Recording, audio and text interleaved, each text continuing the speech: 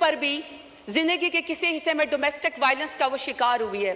तो स्पीकर साहब, जब 90% खवातीन कहीं पर डोमेस्टिक वायलेंस का शिकार हुई हैं, वहां पे कोई आदमी जिसका ज़हनी तवाज़न शायद दुरुस्त ना हो और अपना आपको बड़ा एम्पावर्ड समझता हो, मेल शोविनिज्म में, वो बंद दरवाज़ों के पीछे किसी खातून के ऊपर जो है वो तशद्दुद करता है ताकि उसकी चीखें सुनाई ना दें। जब घर के बड़े उसको जमा करते हैं और उसको बुलाते हैं कि तुमने खातून के ऊपर तशद्दुद क्यों किया, तो सर वो भी मुंह छुपाए फिरता है। लेकिन पाकिस्तान एक ऐसा इस्लामी जमहूरिया पाकिस्तान एटमी ताकत है जिसमें नवाज शरीफ की माँ पे, जिसमें शहबाज शरीफ की माँ के ऊपर खवातीन को सड़कों के ऊपर घसीटा जाता है, उनकी चादर खींची जाती है, उनको ऊपर वाटर कैनन इस्तेमाल किए जाते हैं, लाठी चार्ज होता है, उनको ऊपर FIR की जाती है, चादर और चार दीवारों को पामाल किया जाता है, लेकिन किसी को शर्म नहीं आती है, किसी को शर्म नहीं आती है। स्पीकर साहब, कहा गया कि जी सियासत में सबका हक है और इसमें लिखा हुआ है कि जी टॉलरेंस होनी चाहिए। अगर टॉलरेंस होनी चाहिए तो स्पीकर साहब, किसी के साथ तो किसी के वालिद साहब, किसी के दादा साहब कोई वजीर थे, पाकिस्तान की खिदमत की थी, कहीं पर किसी का जो है वो पीरी मुरीदी का मामला है, कहीं पर जो है वो किसी वजीर और मुशीर के या किसी का कहता है कि जी मैं फलाने तुमंदार सरदार का बेटा हूं और बेटी हूं। लेकिन स्पीकर साहब, मेरा सवाल है कि अगर मैं NA 185 पे जरताज गुल वजीर डेरा गाजी खान से इलेक्शन लड़ना चाहती हूं, तो क्या डेरा गाजी खान मेरे लिए नो गो एरिया था कि आप मेरे प्रपोजर और सिकंदर को भी अगवा करें, आप मेरे घर का मुहासरा करें, जब मैं घर से निकलूं तो आप मेरे ऊपर लाठी चार्ज करें? पूरे डेरा गाजी खान ने देखा कि पूरे डेरा गाजी खान की जितनी भी पुलिस एनफोर्समेंट थी, इंतजामिया थी, वो एक साइड के ऊपर खड़ी थी और मुझे पाकिस्तानी चौक में कॉर्डन ऑफ करके अकेला वहां पे खड़ा किया हुआ था। किसी को शर्म नहीं आई है, किसी को कोई फर्क नहीं वहां पे पड़ा। जब घर से बाहर निकलो तो कहते हैं कि आप NOC दो। कौन से आईन कानून में स्पीकर साहब होता है कि घर से निकलने के लिए आपको NOC चाहिए? बाप दादा ने मस्जिद बनवाई, नमाजों के ऊपर दरवाजे बंद कर दिए, क्योंकि ये जरताज गुल के घर के सामने जो वो मस्जिद है, वहां पे मार्केट थे तो मार्केट के दरवाजे बंद कर दिए। उन्होंने कहा ईद और चांद रात के ऊपर भी यहाँ पे कोई खरीदो फरोख्त नहीं होगी, क्योंकि शायद ये इस मार्केट में यहाँ पे जरताज गुल रहती है। मेरे खानदान की खवातीन स्पीकर साहब शरई पर्दा करती हैं। 10-10 दफा मेरे घर के ऊपर जब रेड किया गया, दरवाजे तोड़े गए, लाते मार के पुलिस आई, तो वहां के सारे वो बापर्दा खवातीन घर छोड़ के चली गई। तो आप कहते हैं कि आपको सियासत का हक है। मानते हैं हम बेनजीर भुट्टो साहबा की हम इज्जत करते हैं क्योंकि पहले वजीर आजम थी खातून, लेकिन एक दूसरी भी तो है ना जो टिकटॉकर वजीर आला जो कहती है कि खवातीन मेरी रेड लाइन है। रेड लाइन के बाद आप यहाँ पे कायद आजम रहमतुल्लाह अलैह की तस्वीर के सामने मोहतरमा फातिमा जिन्ना का जिक्र करते हैं। शुक्र है स्पीकर साहब, स्पीकर के मोहतरमा फातिमा जिन्ना के जो अपोनेंट थे ना, वो हिंदू थे, वो अंग्रेज थे, वो कुछ तो वजादार थे। यहाँ पे वजादारी का मुझे आलम बताएं, यहाँ पे आप मुझे वजादारी का आलम बताएं स्पीकर साहब कि कायद आजम रहमतुल्लाह अलैह के पाकिस्तान में भी खवातीन को सियासत की इजाजत है।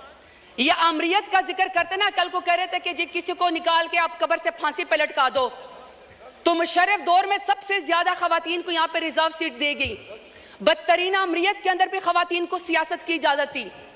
बेनजीर भुट्टो के दौर के अंदर भी खवातीन को सियासत की इजाजत थी। इमरान खान मेरे लीडर की हुकूमत में खवातीन को सियासत की इजाजत थी। सबसे ज्यादा पाकिस्तान की तारीख में अगर काबीना में कोई मिनिस्टर बनी है तो वह इमरान खान के दौर में बनी है। मैं सवाल पूछना चाहती हूँ स्पीकर साहब इनको चुप कराएं। ऑर्डर इन द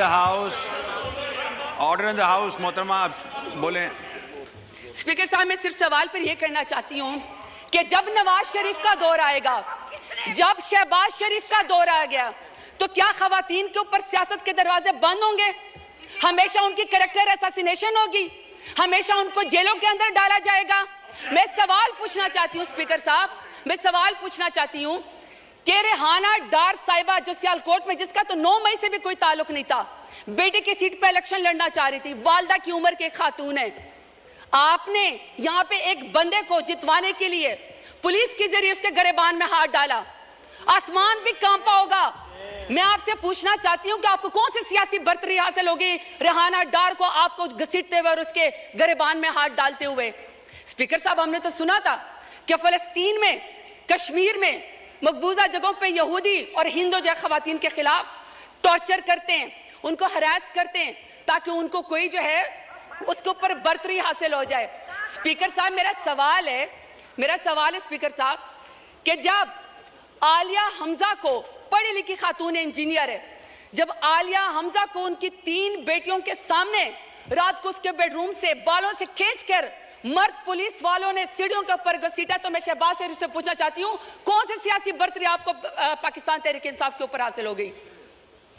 अब मैं डॉक्टर यास्मीन राशिद का जिक्र करना चाहती हूं। स्पीकर साहब, डॉक्टर यास्मीन राशिद हैं, एक्स मिनिस्टर है हेल्थ की, और वो इस कौम की खिदमत कर चुकी है, कैंसर की सर्वाइवर है, एक लीडर खातून है। आज वो खातून, एक जमानत उसको नहीं मिलती जो कि बुनियादी हकूक के खिलाफ वर्जी है। आप ये चाहते हैं कि कोई पढ़ी लिखी खातून यहां पे सियासत के अंदर ना आए, उसके ऊपर दरवाजा बंद कर दिया जाए? तो मैं पूछना चाहती हूँ फॉर्म 47 वाले वज़ीर आज़म से, कौन सी सियासी बर्तरी आपको हासिल हो गई? स्पीकर ऑर्डर इन साहब, the house, order in the house, please please सुने ऑनरेबल मेंबर बोल रही हैं, सुने जी, आप जारी रखें प्लीज। स्पीकर साहब, मैं यहाँ पे बुशरा बीबी का जिक्र करना चाहती हूँ।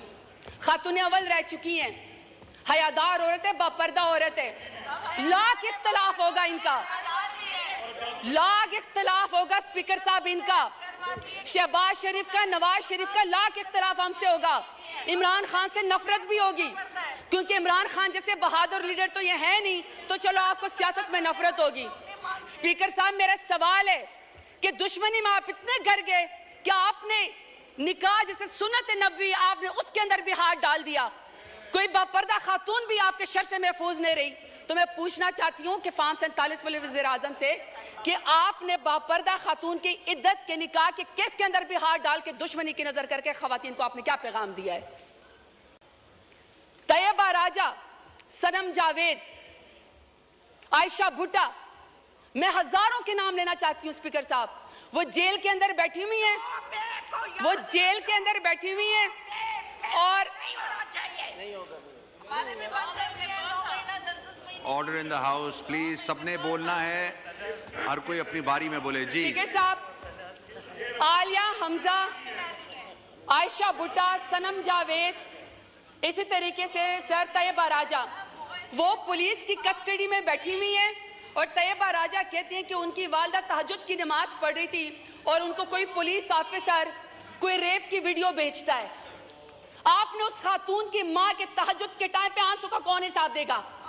ये चाहते हैं कि यहाँ पे सियासत हो खवातीन की, ये लंबरदार है खवातीन की सियासत के, ये कमेटी बनाएंगे सियासत खवातीन की। मुझे बताएं स्पीकर साहब, जो वजीर आजम, जो नून लीग 14 शहीदों का खून करके खवातीन के सर से चादर उतार के कुर्सी के ऊपर बैठी हो, तो मैं बताना चाहता हूँ न तुम्हारी कुर्सी रहेगी न तुम्हारी बेटियों के सर के ऊपर चादर रहेगी, क्योंकि बेटियां सांझी होती हैं, इज्जत सबकी होती है। ये स्पीकर साहब मैं आपको जरा फैक्ट्स एंड फिगर बताना चाहती हूँ। ये 21 अप्रैल 2024 की स्टैंडिंग कमेटी की रिपोर्ट है, पीडीएम की 2 साल की, इंक्लूडिंग इनकी जमात की, पीएमएलएन की। सर, इस रिपोर्ट में कहते हैं कि खवातीन कैदियों में 60% इजाफा हुआ है। What a shame! आपने महंगाई तो कर दी, कितनी शर्मनाक बात है कि आपसे मुल्क तो संभाला नहीं जा रहा। आप कश्मीरियों का खून करते हैं, आप खवातीन को सड़कों के ऊपर घसीटते हैं, आप किसानों की पटकी उतारते हैं, लेकिन आपके पोर्टफोलियो पे माशाल्लाह से क्या है कि 60% खवातीन का इजाफा हुआ है कैदियों में। इसका हिसाब हमें कौन देगा? चले छोड़े, हम नहीं मानते। आप हमारी रिपोर्ट को, हमारी इस बात को ये रद्द कर दे, क्योंकि मैं तो पीटीआई की हूँ। जरा अपने माई बाप अमेरिका सुपर पावर की स्टैंडिंग कमेटी की जरा इनकी रिपोर्ट पढ़े। ये जी स्पीकर साहब, ये स्टेट डिपार्टमेंट की ह्यूमन राइट्स कमेटी की रिपोर्ट से जरा ये पीएमएलएन का मैं आपको जरा इनका पोर्टफोलियो बताना चाहती हूँ। वो कहते हैं इनकी नून लीग की पहली हुकूमत का खासा है अगवा, अबडक्शन। दूसरा है जाली मुकदमात, तीसरा है सियासी मुखालफिन का कत्ल, फिर है दौरे हरासत जिस्मानी रिमांड, फिर है सियासी कारकुनान को हरासा करना, जमानत मिलने के बावजूद दोबारा गिरफ्तार करना, जजों पर इंसाफ न करने के लिए उनके वीडियोस बनाना, शहरियों की जिंदगी को में गैर कानूनी तौर पर मुदाखलत करना, सहाफियों को सच बोलने से रोकना, एहतजाज और नकलो हरकत को रोकना, सियासी सरगर्मियों से ताकत के जोर पर रोकना और माशाल्लाह रिश्वत भत्ताखोरी, ये इनका पोर्टफोलियो है PMLN का। और ये यहाँ पे आके जाते हैं इमरान खान का मुकाबला करने के लिए। शुक्रिया। नहीं सर मुझे सर 5 मिनट चाहिए, मेरी आपसे रिक्वेस्ट है सर। वाइंड अप करें, रिक्वेस्ट है सर, 1 मिनट में वाइंड अप करें प्लीज सर। 5 मिनट रिक्वेस्ट है प्लीज। अभी आपके ज़हन कुरैशी साहब ने अभी बोलना है, आप प्लीज वाइंड अप करें। सर मेरी पहले रिक्वेस्ट ये है कि हमें तमाम खवातीन की रिपोर्ट दी जाए, उनकी हेल्थ की रिपोर्ट दी जाए और हमें यह बताया जाए कि उनको कितना जो है वो काउंसिल जमानतों के लिए उनको कितना जेल के अंदर 15 से 20 हज़ार खवातीन जो हैं, हमें उसका हिसाब बताया जाए। हम इनकी रिपोर्ट के ऊपर यकीन नहीं करते क्योंकि PDM और स्पेशली PMLN की वजह से तो खवातीन के साथ मजालिम हो रहे हैं। यहाँ पे किसी ऐसे इंडिपेंडेंट इदारे को इन्वॉल्व किया जाए जो हमें इस रिपोर्टिंग में मदद दे। दूसरा सर 22.5 मिलियन जो बच्चियाँ स्कूलों से बाहर हैं, उसमें सबसे बड़ी तादाद जो है वो स्कूल की बच्चियों की है। सर हमें उसका टारगेट बताया जाए कि कब होगा। सर तीसरा, खवातीन सियासतदानों को, सर एक सेकंड सर प्लीज, खवातीन सियासतदानों को सर जब आप गिरफ्तार करने के लिए आते हैं, खुदा का वास्ता सर कोई मर्द नुमाइंदा या कोई सर एहलकार जो है उनको ना घसीटे, ना उनको सर हरासा करे, बल्कि सर उनको बुलाएं, खुद खवातीन जो है वो जाके थाने में पेश हो जाएगी। सर आखिर में अपने डेरा गाजी खान के गयूर अवाम का शुक्रिया अदा करना चाहती हूँ। मैं आपसे 2-2 मिनट करके हिसाब मांगती हूँ, लेकिन सर अगर मेरे डेरा गाजी खान के गयूर अवाम ने मुझे इमरान खान के नाम पे वोट ना दिया होता तो आज जो सरदारों ने मेरे लिए गड़ा खोदा था वो खुद उसके अंदर शुक्र गिर चुके हैं। आखिर में सर कि मेरे लीडर इमरान खान के नाम कि सर जो आदमी रियासत की कैद में होकर रियासत को ये कह दे कि तुम्हारा ख्वाब रह जाएगा मुझे डरा हुआ देखना, ऐसा शख्स ने काबिल शिकस्त होता है। सर इनसे कहे शुक्रिया शुक्रिया जी। सरदार मोहम्मद यूसुफ साहब। लेकिन अनफॉर्चुनेटली मेजॉरिटी स्पीकर्स ने इन दोनों साइडों से इररेलेवेंट बातें की हैं और प्रेसिडेंट साहब की अच्छी भली स्पीच को इग्नोर किया है, जिसमें बहुत सारे पॉइंट्स ऐसे उठाए गए थे जो मुल्क और कौम के लिए बेहतर हो सकते थे। तो जनाबे वाला, before I start discussing the president speech,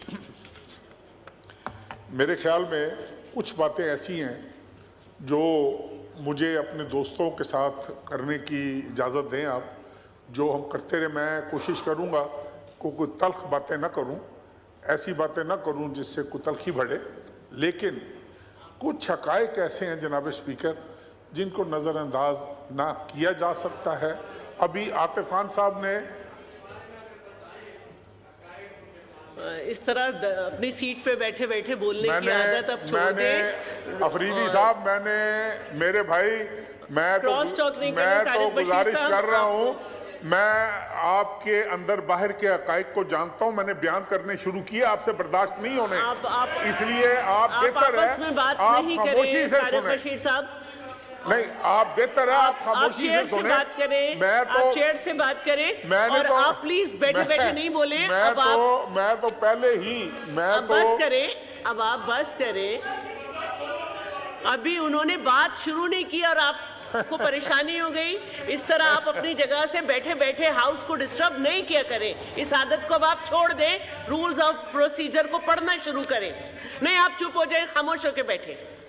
जी अभी देखें, मैं अभी गुजारिश कर रहा था जी आप उनको कि मैं कोशिश करूंगा कि मैं कोई तल्ख बात ना करूं, लेकिन अभी मैंने बात शुरू नहीं की। अब वो चोर की दाढ़ी में तिनके की मिसाल आपने सुनी, ये चोर की दाढ़ी में शतीर है, तिनका नहीं है, ये पूरा शतीर है। इनको पता है कि जब अगर इस तरह की गुफ्तगू शुरू, मेरे भाई मैं अभी भी कोशिश करूंगा कि आपको मैं कोई डायरेक्ट तकलीफ ना पहुंचाऊं, इसलिए आप प्लीज जी आप अपनी स्पीच को फोकस करें। जी। इधर की बात को मत करें। जनाब वाला आदत सबसे पहला मसला जो मैं अपने ज़िले के हवाले से और अपने सूबे के हवाले से गुजारिश करना चाहता हूँ, वो है गंदम का मसला। इसके बाद मैं प्रेसिडेंट साहब की स्पीच के ऊपर आऊँगा। Give me 2-3 minutes so that I could discuss the wheat situation.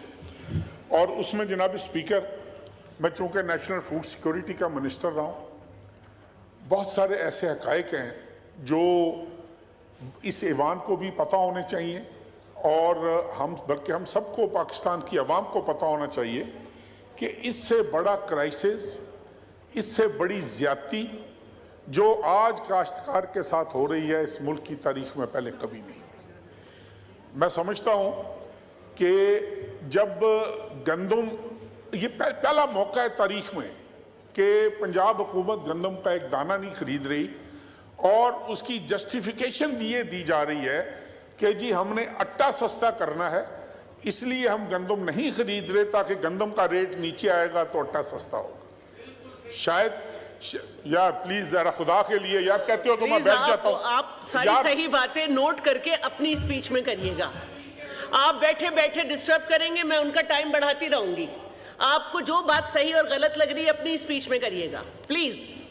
अब ये तो जनाब स्पीकर माना जा सकता है कि शायद आटा 2-4 रुपए सस्ता हो गया हो, ज्यादा सस्ता हो गया हो, लेकिन आप ये देखें कि कितना तनासब आबादी का जो आज तबाह बर्बाद हो रहा है। गंदम की काश्त से लेकर गंदम की कटाई तक जितने भी ये जिम्मेदार हजरात बैठे हुए हैं, मुझे सिंध की सूरत हाल का नहीं पता, ज़्यादा नहीं पता, लेकिन पंजाब की सूरत हाल से चूँकि मैं वाकिफ़ हूँ, मेरे ख्याल में ये आज जो रेट काश्तकार को मिल रहा है, अगले साल आप ये तवक्को न रखें जनाब स्पीकर के इस सूबे में जो एरिया है वो किस लेवल तक डिक्रीज होगा वीट की सोइंग में। अच्छा भला ये डिक्रीज होगा और मेरे ख्याल में आज भी हमें होश के नाखून ले लेने चाहिए और आज भी गंदम की प्रोक्योरमेंट शुरू कर देनी चाहिए ताकि किसान जो है आपका वो थोड़ा सा सांस। मैं आपको एक छोटी सी मिसाल बताता हूँ जनाब स्पीकर। 2003-2004 में एक सर्वे हुआ था लैंड होल्डिंग का और उस सर्वे के मुताबिक 92% के करीब जो लैंड होल्डिंग थी, it was less than 12 acres. I am talking of 2003-2004, I am not sure about that,